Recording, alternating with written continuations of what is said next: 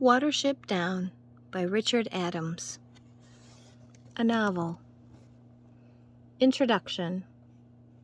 Whenever our family had to make a long journey in the car, I used to tell stories to my two little girls. Some of these stories that everybody knows, such as Cinderella and Jack the Giant Killer, but a lot of them were stories that I made up myself.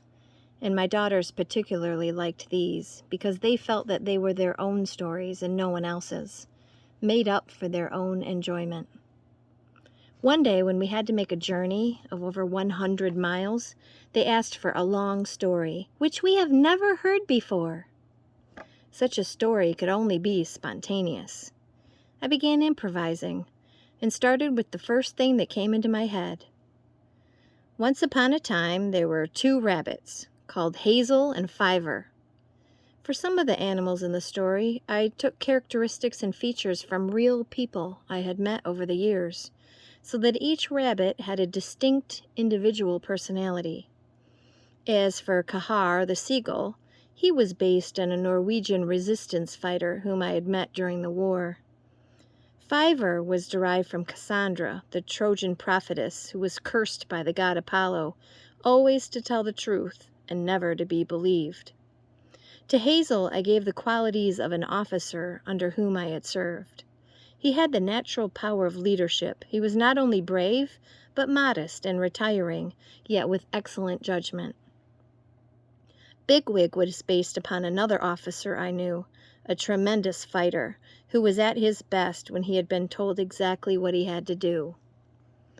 In making up this anthropomorphic story, I followed the idea of Rudyard Kipling in his two Jungle Books.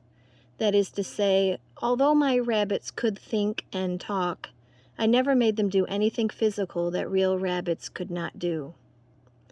The story was not finished on that car journey, and I continued it during the morning car runs to school. When at last it was finished, Juliet said, "That story's too good to waste, Daddy. You ought to write it down." At first I demurred, but one evening, when I was reading aloud to them at bedtime from a not very good book, I finally threw it across the room and said, "Good Lord, I could write better than that myself." Rosamond said, "Well, I only wish you would, Daddy, instead of keep on talking about it." Thus, taken to task, I finally agreed. I used to write in the evenings after supper, and I read to the girls each bit as I finished it. They were free to criticize and often suggested alterations and additions, which I adopted. The comic rabbit Bluebell, for instance, was introduced at their suggestion. To make the rabbits as convincing as possible, I had a recourse to The Private Life of the Rabbit by R.M. Lockley, a well-known English naturalist and ornithologist. We first met when I asked him to read the final draft of the book, and he contributed several good suggestions. I remember in particular that he devised the passage in Watership Down in which the rabbits raid Nunthanger Farm. We became great friends and used to go for walks together in the country. We also went together on a cruise ship through the Antarctic. An account of this was published in our book, Voyage Through the Antarctic. Watership Down is a real place, like all the places in the book.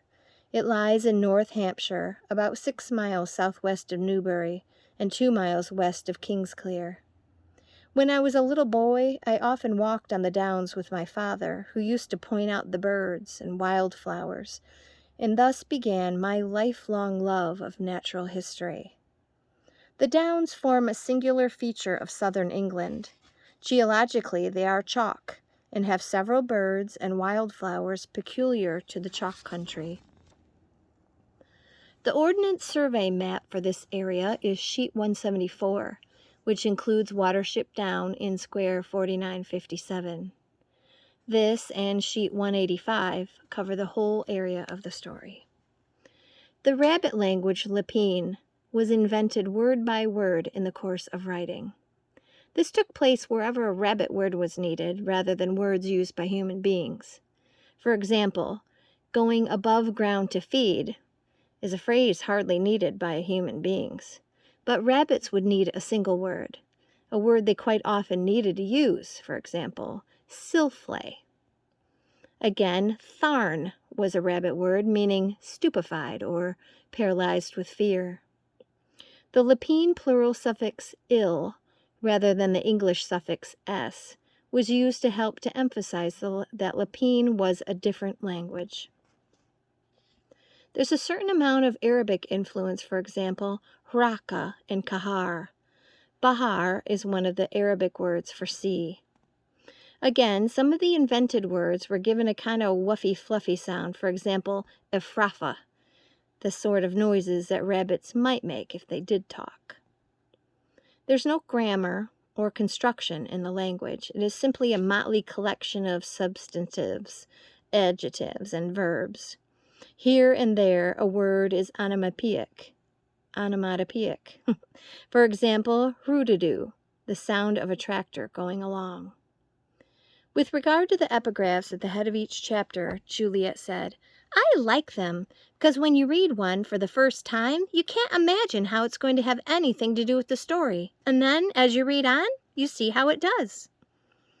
I never thought of the book becoming a bestseller, but I did think in terms of a modest hardback, which I could give to my daughter, saying, there you are. This is the book you wanted me to write.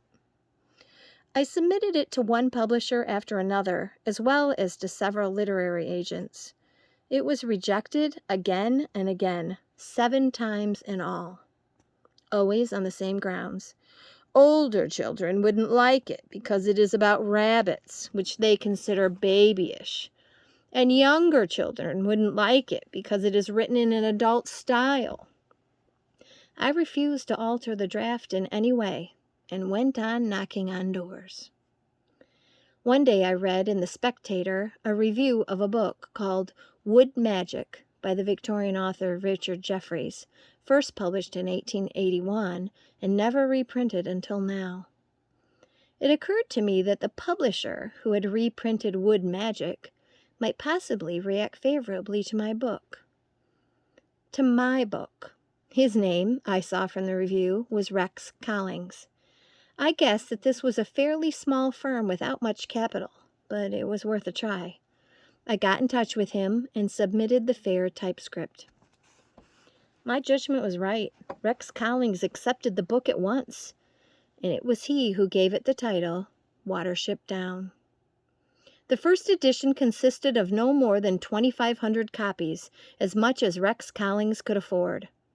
He might not have much money, but one thing he could do, he could get a review copy onto every London desk that mattered. That was in November of 1972. I was staggered by the number of favorable reviews, but the first edition was quickly sold out, and quite a lot of people complained to me that much as they wanted to buy a copy, apparently there was none to be had. That winter, Macmillan's, New York, accepted the book for publication. What followed was a rather amusing paradox.